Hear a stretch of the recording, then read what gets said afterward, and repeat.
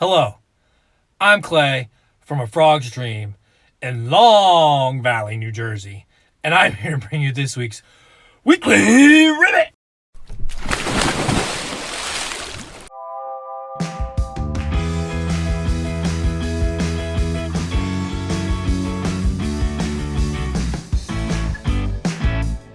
So, it's January, maybe February, and this is the scenario. It's time for that monthly stroll. Maybe you walk by your pond every day, and you're just going out there, check it out, make sure everything's functioning okay, and your fish are doing good. So you're taking that stroll, you get out there, you look down, and you get out there, and your pond looks like this. You've got to be kidding me. I thought this stuff only grew in the summertime. So I know you're asking yourself, why in the world is this happening? Why is this happening to my pond? Why? I maintain my pond correctly. I do everything that I'm told to do, or that I've been doing for years and years and years, and I'm still getting this string algae. Or maybe you actually even pay a pond professional to come out, and you're probably thinking to yourself, what's happening? What is he doing? Or what is he not doing? And why is this string algae still growing? I get it. I totally understand. I'm going to tell you a little bit about why this is happening and why it's hard to control. As it turns out, there's thousands of strains of algae, and they only need two things to grow.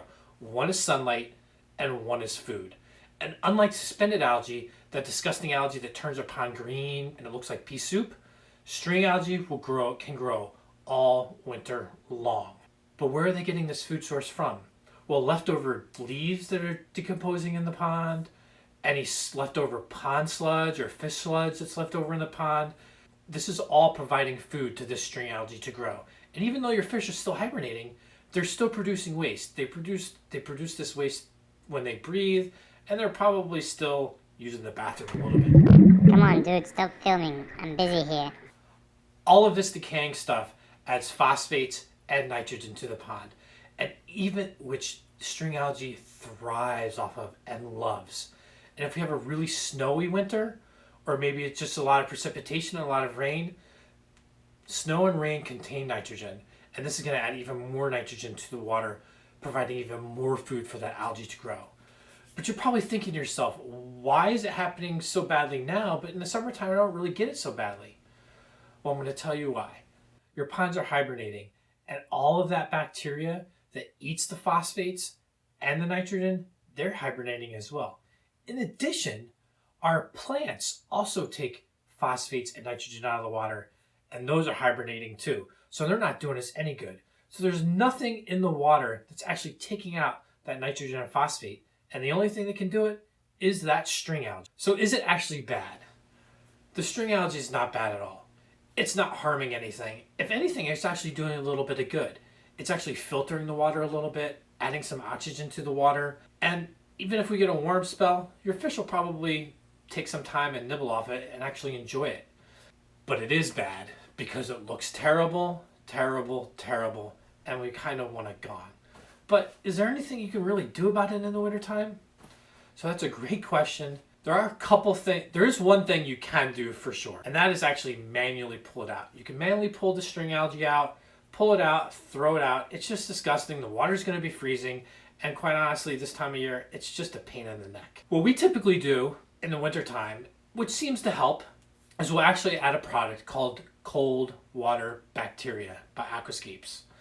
And what this bacteria does, it actually works in water temperatures below 50 degrees, which normal bacteria that grows in our pond does not. It actually hibernates. So this bacteria we put in the ponds, and actually does help keep down the phosphates and nitrates and the emulsions and stuff.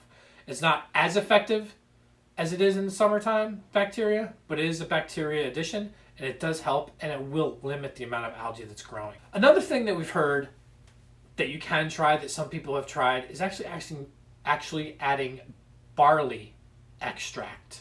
And what this is they take the extract from barley bales, barley grass, they extract it out, and it's something that actually, there's something in it that inhibits algae growth. I have no idea what it is, but some people use it. They say it's good. So if you want to give that a shot, give it a shot. Let us know how it works. But again, the most effective way to combat this and this time of year is to actually manually pull it out. And then again, if you don't want to do anything, don't do anything. You take care of it, you pull it out, you get rid of it in the winter or in the spring when you do your spring clean out, and you're all good to go.